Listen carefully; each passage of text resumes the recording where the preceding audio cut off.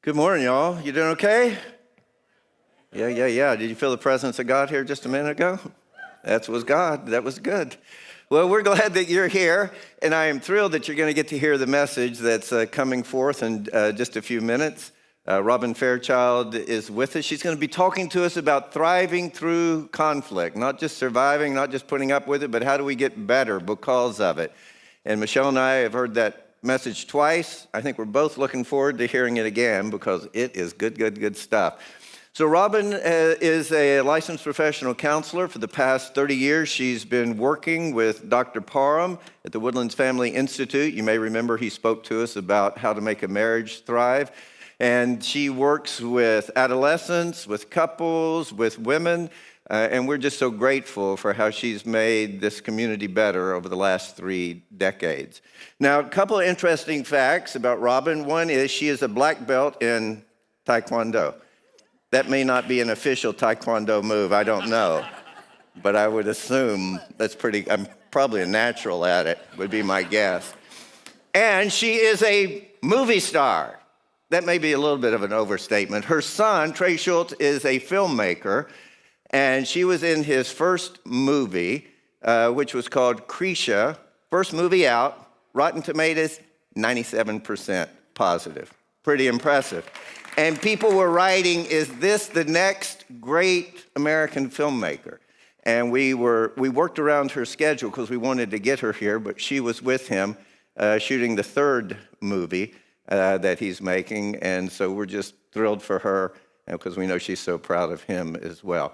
But enough about him. Let's get Mom up here, and let's make Robyn feel really good about being with us. Thank you.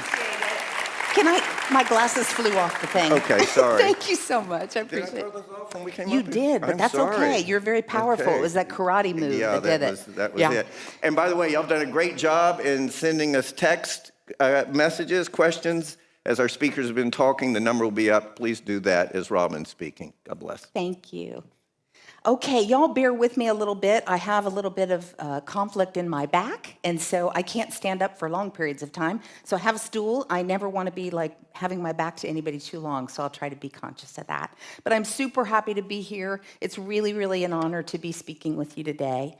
The first thing I want to say is I saw a bumper sticker that says, "Less barking, more wagging."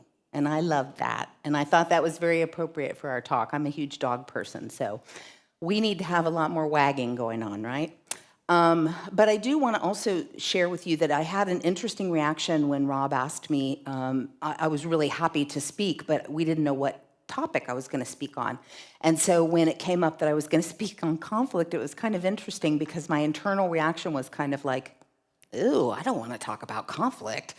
And it was interesting because, conflict, we tend to have a negative perception about it. And that was my first reaction, although I know a lot about it. But I wanted to talk about that a little bit because I think that's part of the problem. We have a very negative perception about it.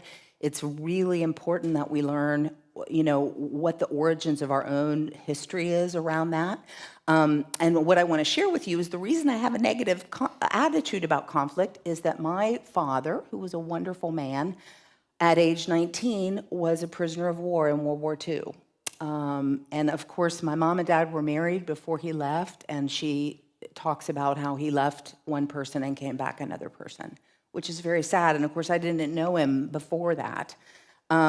And we did not understand PTSD in that day. We didn't even really know what it was, and we certainly didn't have treatment for it. So as a result of that, and the point I'm telling you that is my dad was a wonderful man, a very loving man, a very brilliant man.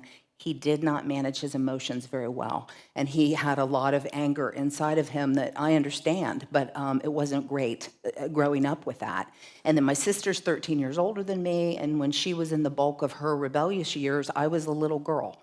So you might imagine I heard a lot of fighting and experienced a lot of fighting, and so had I would say I was conflict averse coming into my upper life. And so what did I do? I became a therapist so that I could learn about it, so I could teach other people, so I could get better at it. That's what a lot of us do. But there's nothing wrong with that because we learn from our personal experiences.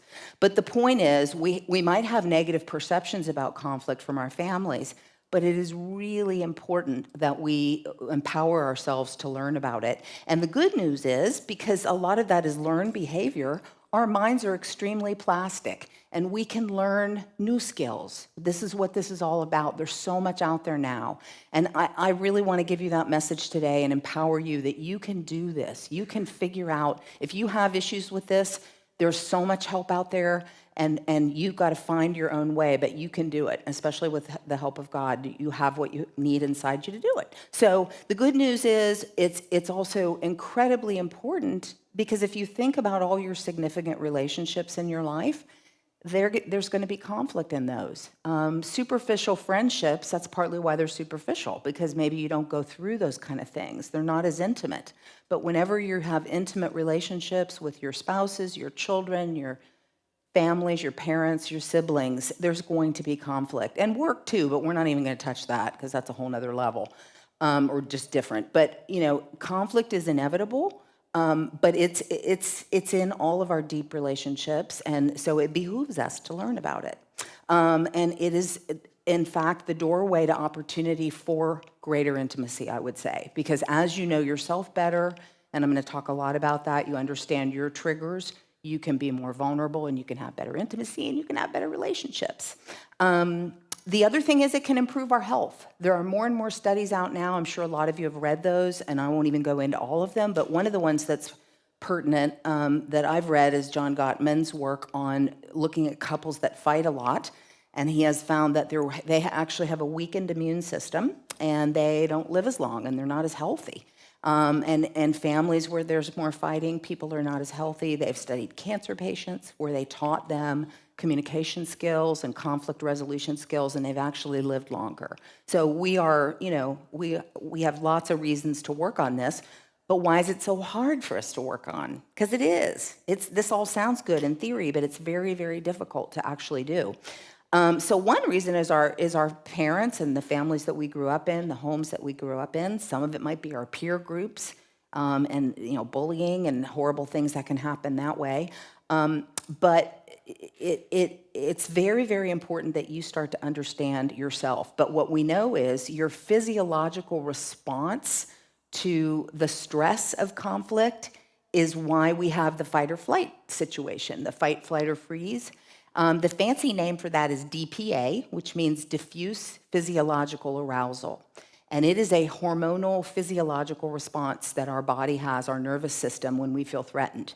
So that can be physical threat, but emotional threat can do it too. That's what a lot of anxiety is about. So when we feel threatened, we activate a lot of systems that are not good. Okay, we call it lizard brain in therapy, because when you're in that state, you're not at your best. And that's when your blood, what we know now is your blood is pumping, your heart rate is escalating, your cortisol and your adrenaline levels are escalating. None of that is good. None of that's pretty. And when people are in that state, they're not at their best. They're going to be into survival, and it's very maladaptive. And so your responses are going to be like, you're going to win, you're going to win, you're going to win. And you don't care who you got to take down to do it, right? And so you forget that the person that you're trying to beat is somebody that you love. So you want to be right at any cost. That's a big one. We've talked a lot about that these last days. Being right is huge. We get caught up in being right, and we want to win. We start blaming other people. And attacking them and taking no responsibility for ourselves. And none of this is good.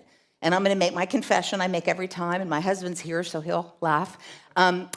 Because of my ineffective ways of managing conflict, my best moment in our marriage was when I picked up a chopstick in the middle of a fight, and I hurled it at him and hit him right between the eyes. That was not one of my finer moments, Miss Big Fancy Therapist. I just hurled a chapstick at my husband. It was very embarrassing. Okay, and so I've had the most important thing about that, yes, we're all human. I had to live with that, and I had to figure out, wow, that wasn't good. If there'd been a rock sitting next to me, I don't want to think what would have happened, because I was not in control. I could have thrown anything at him that happened to be handy, right? So I was in my lizard brain. When we're acting like that, we're not being adults, and we're not accessing all of our brains. And so it's really not good. So we don't want to be a victim of our central nervous system, right? So we want to learn these skills, and that's what they're all about, so that you can learn to diffuse that reaction and then come back to the table in a healthier way. So what can we do that's good? I keep talking about John Gottman. A lot of you might not have ever heard of him, but he's an amazing psychotherapist that has done huge bodies of research that help us all as therapists. He took couples and he followed them for many, many years, and he called it his love lab. And in the lab, he had them hooked up to electrodes so he could watch what happened to their bodies as they fought. And he watched couples over time. So he has a lot of wonderful information, like the predictors of divorce.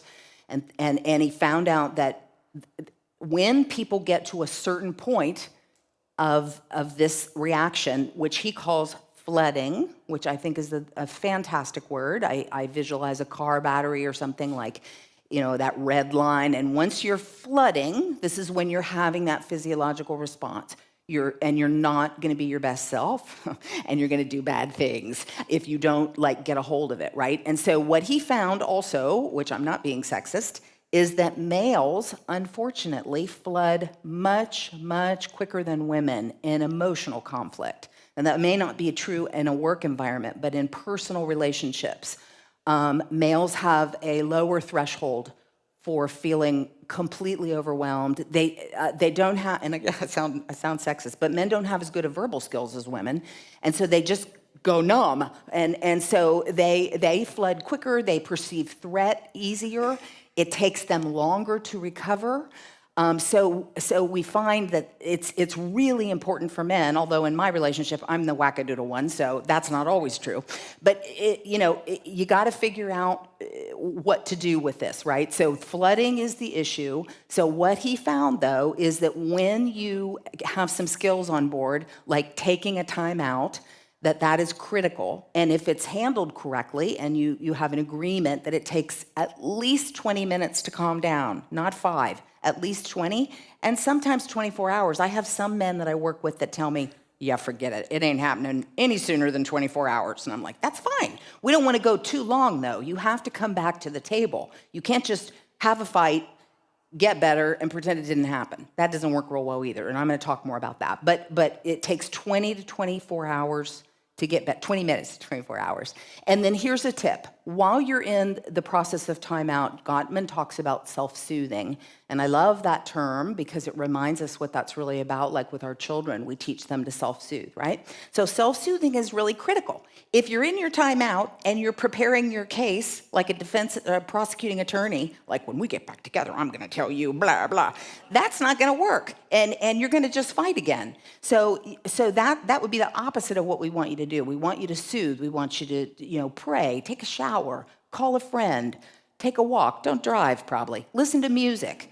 But here's another really good tip. Hold an image of your partner, or it could be your teenager. Teenagers can make us completely crazy, and so can toddlers.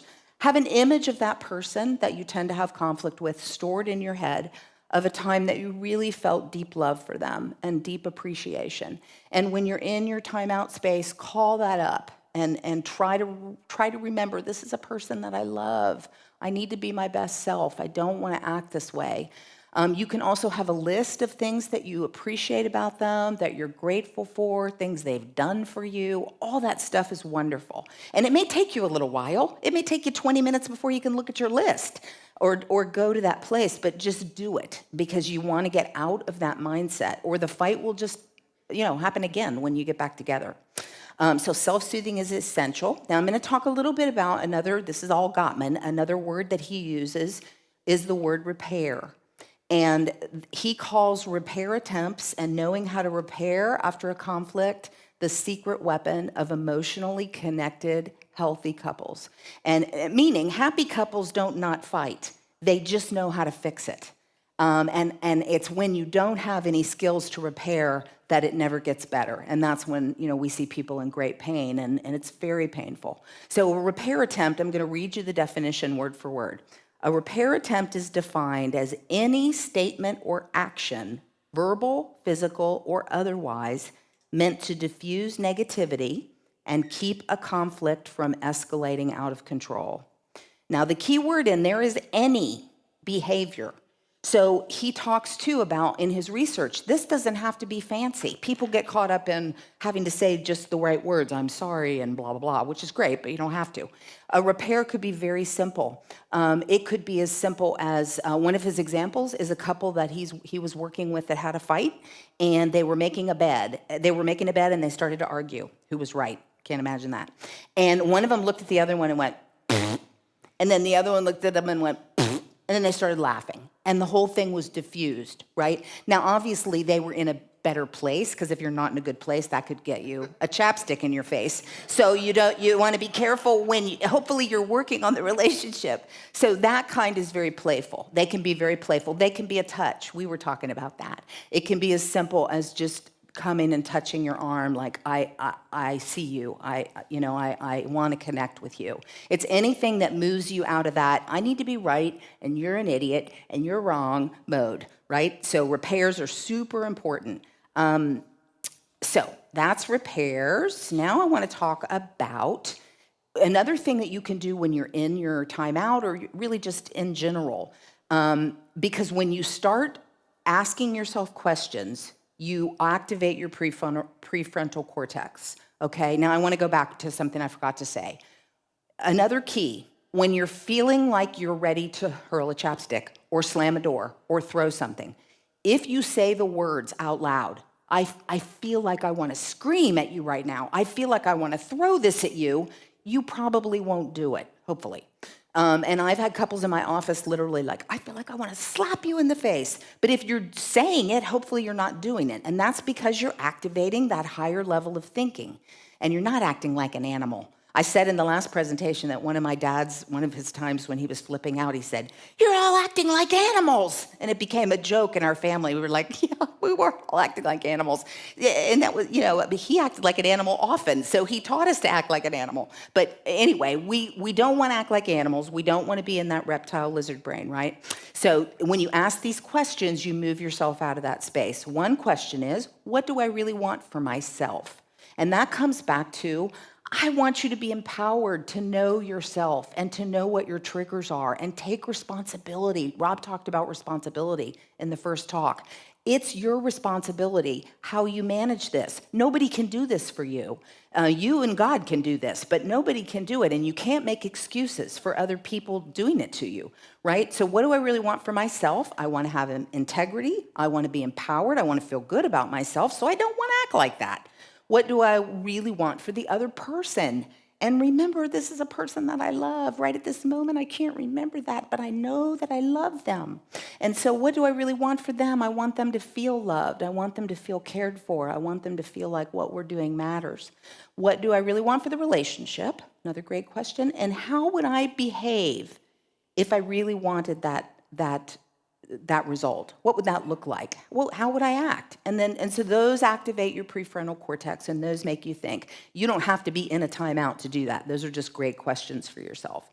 And the other thing that I want to talk about, because I talk about this constantly with the families and the couples that I see, is that a great quote is, when people feel safe, when people feel safe, they can say anything.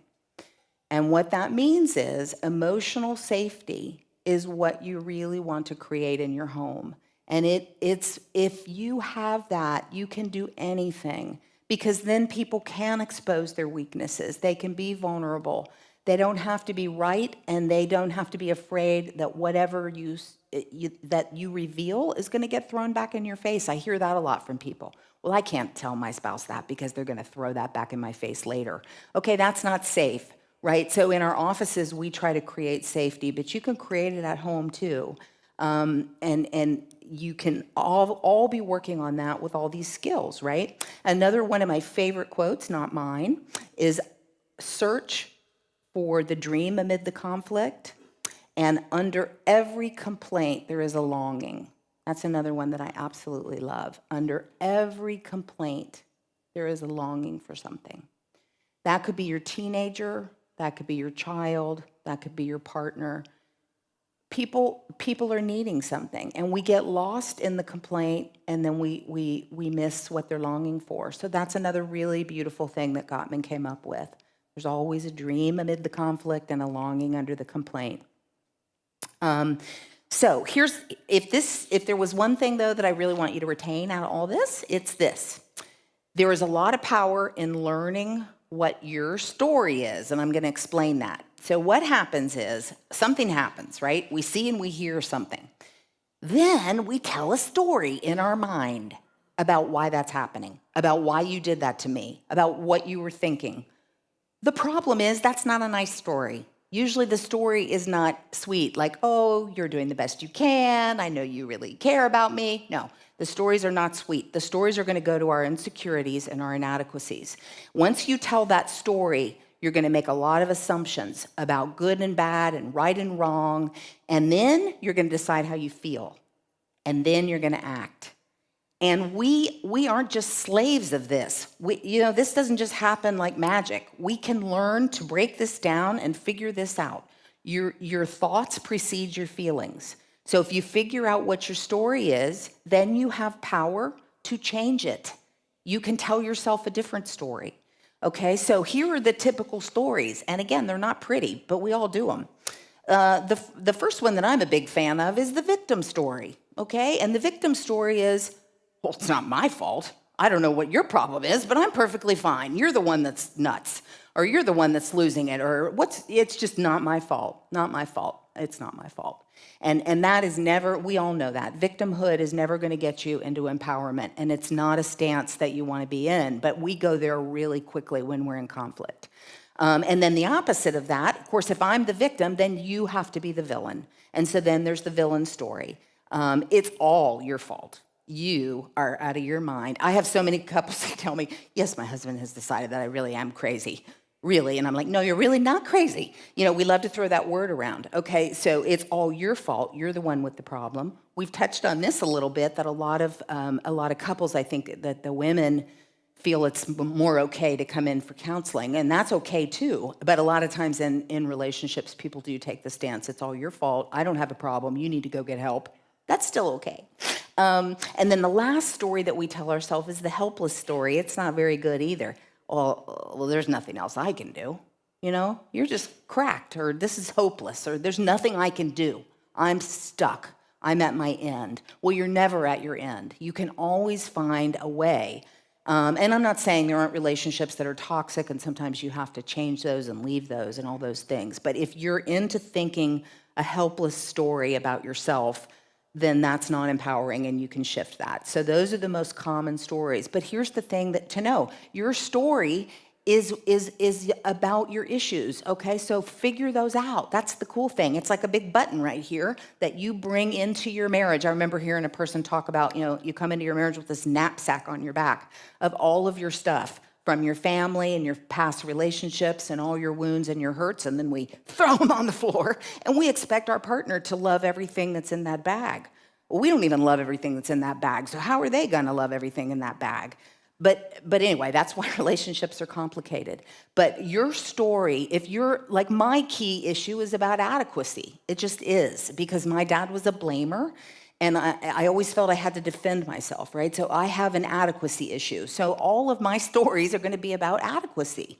So once you know that, you know your story, you know what your issues are, then you can take responsibility for it, and you're not a victim anymore, and you can do it differently. Another person who I love, who, if any of you have not heard of Brené Brown, she's a Houstonian, she's amazing. She's a vulnerability shame researcher, and she's taught us a lot. She has one of my favorite tools, and her tool is to say, I'm making up that you thought blah, blah, blah, blah, blah. Now, as simple as that sounds, it's incredibly empowering. If I say, I'm making up that you thought that I didn't know what I was talking about, that's very different than saying, you don't think I know what I'm talking about. That's really different. If I say, I'm making that up, then I'm owning it. So I love that, love that, love that. It's in one of her books, and I teach people that all the time. If you can use it, I teach adolescents that. You can use it with your peer group, with anybody. I'm making up that you thought this about me. And then you've shifted the whole thing. You've used your prefrontal cortex. You're taking responsibility for the issue. So that's another one. Here's another quote that I love, and I didn't make this one up either. Respect is like air. If it gets taken away, That's all people can think about. And I think that's very powerful. Because if you're going to create safety in your home, in your relationship, there has to be respect. There has to be self-respect, because everything starts with ourself, your relationship with yourself and God. Do you respect who you are? And do you show respect for the people that you love in your life? If you do not have respect, it's like the quote says, people are so busy trying to get it that that's all they can think about. And it undermines anything good that can happen. So I love that quote because it speaks to that. Okay, so I'm going to kind of sum up here kind of the key things out of everything that I've said to create safety and to work on resolving conflict, at least in your home. I would say the number one thing, again, about any of this is about being vulnerable, learning that it's okay to be vulnerable. Not only is it okay, it's essential. We have a saying in therapy that we say to people, defensiveness begats defensiveness. In other words, if I come at you in a defensive, attacking way, you're going to attack back because it's just human nature. Well, what are you going to do? You're probably going to launch back, right? So defensiveness begats defensiveness. Well, here's the cool thing. Vulnerability begats vulnerability. If I come at you and say, you know what? I'm really embarrassed. I lost it and I threw a chapstick in your face. That's a joke. But I mean, if you're being vulnerable about whatever you did, if you hurt someone's feelings, if you said something cruel, another one of my favorite Gottman things is to say, can I take that back? It's such a simple phrase, but how empowering. Can I take that back? I didn't mean that. You don't even have to say I didn't mean it. Just I take that back. Can I take that back? Says it all. Okay, so vulnerability begets vulnerability. That's hugely important to create safety. Dr. Parham talked about this a lot, so I'll just touch on it, and that is to stay away from data. Data is an endless cycle. It's all about being right. You know, it wasn't Wednesday, it was Friday. I didn't do that. Yes, you did. I didn't say, you know, on and on and on. It can be a million things. And so I always tell couples, if one of you can have the skills to realize that you're stuck, you're arguing about facts, and you could do it for 5 days, and you're never going to agree because you're two different people. You have different perceptions. You're never going to have seen the situation the same. So this is where you have to learn to validate difference, and it's not the same. So you just have to learn to break that down and figure out what are the feelings under the data. So if one of you can say, okay, wait a minute, we're stuck in data. Tell me what you're feeling. Tell me what's going on with you right now. And then listen to the feelings. You can eliminate the whole fight. Because after people feel heard and they've listened to each other, then they can problem solve. And that's what we see all the time. Once people feel heard, it's like, oh, I'll talk about that now. But until you hear me, I'm not going to problem solve, right? Okay, so stay away from data, follow the feelings. The next thing would be apologize and repair. Apologies are, like I said, there's a wealth of ways you can do it. It doesn't have to be I'm sorry. I'm sorry is great, but it doesn't have to be the only one. Gary Chapman has a really good book. I think it's The 4 Languages of Apology. It's like the love language book, only it's on how people are wired and what kind of apologies they need. So that's a good one. Own your story, be sincere, and here's a big one. Be curious. Be robustly, persistently curious. And what that's about is we tend to think after we've been with people a long time, I know everything about you. There's nothing you're going to tell me that I don't already know. And that goes to all these assumptions and mind reading and all that stuff. So if you're curious, it's a very different stance. Like I do want to understand why you did that and why you felt that. So be curious. That's super helpful. And lastly, be patient because we're all just damaged people working on everything we can, doing the best we can every day. Life is hard. We have to be patient with each other, and we have to give what we want given to us, right? So patience is super important. And I think that's all. Do we have questions, Rob? Okay.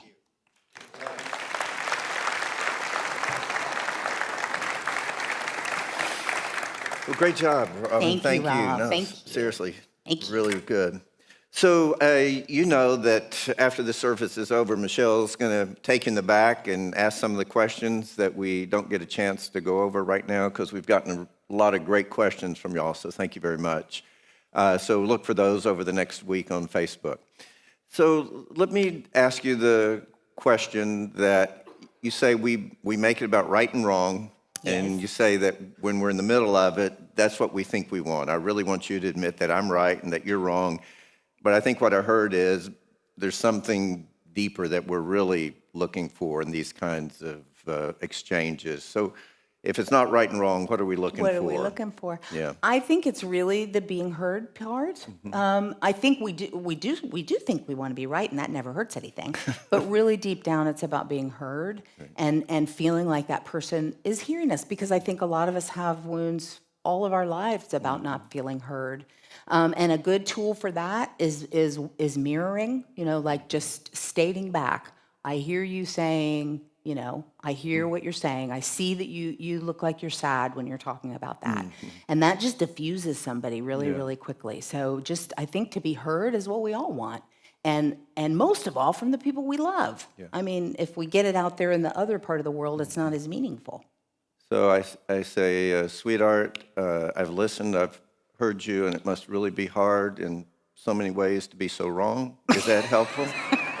You got it, Rob. You're a quick study. Just like Taekwondo, I'm a natural. Yeah, see, you're a natural. You got that kick down. That's a good phrase. Okay, yeah, that'll get you far. You might get a chapstick in your face. Yeah, if I'm lucky.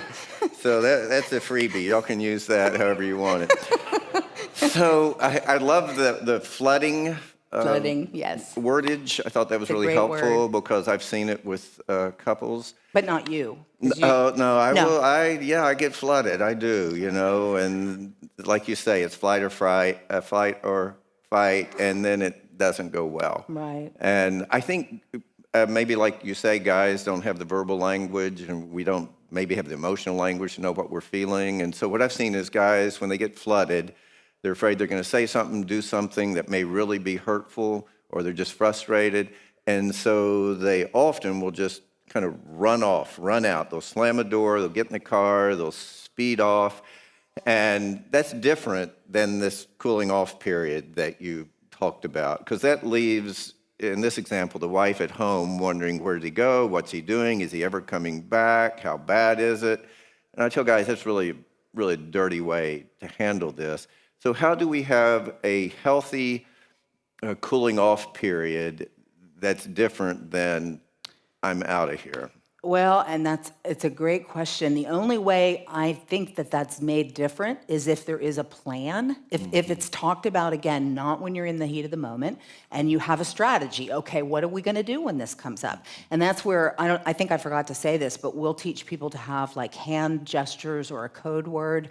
You be careful with the hand gestures, right? This is an okay hand gesture, that I one's promise. okay? Hand gestures, you're right. That could be dangerous. So, okay, no hand gestures, just code words. I had one family, and their code word was bazinga, which I loved. It's from some TV show. And so whenever anybody got activated, it could even be one of the kids, if they would say bazinga, they knew that they all needed to back off and give everybody time to calm down. So I think if it's handled with a plan, and even, like I said, some people need longer than others. If whoever's the longer one in the household could say, I just don't think this is going to work for me unless I have like 2 hours. Then that's the plan, then it doesn't feel like an abandonment. Yeah. And then you don't have the other person chasing, there's the whole thing about I'm leaving and the other one chasing the other one down. That's not pretty. You don't need all those dynamics. It's like, this is what I tell people. If you keep going, it's not going to work well for you either. Right? So let whoever needs it, or if you all need it, just take the time out, and then you can be in your functioning brain. That's where violence happens. Every bad thing happens in that place. So it can be really hard to say, I need time off, and it can be really hard to let the other person have the time. It can be scary because it activates abandonment and rejection, so it can be a hard thing to do. One guy who was in 930, he was in his car and he just sent a text. He said, I've been thinking about this, and when I need some space, he says, very often I'll go get a cup of coffee, I'll get kolache, something like that, and I'll pick up something for my wife and bring it home. He says, it's hard to be mad at somebody who just brought you a milkshake. Oh, that's sweet. Yeah. That's really I thought sweet. that was, you had him thinking, and that's good. helpful. That's really good. One thing I heard or read Gottman say is that a real indicator that a relationship is in trouble and is not likely to make it is when one partner shows contempt towards the other.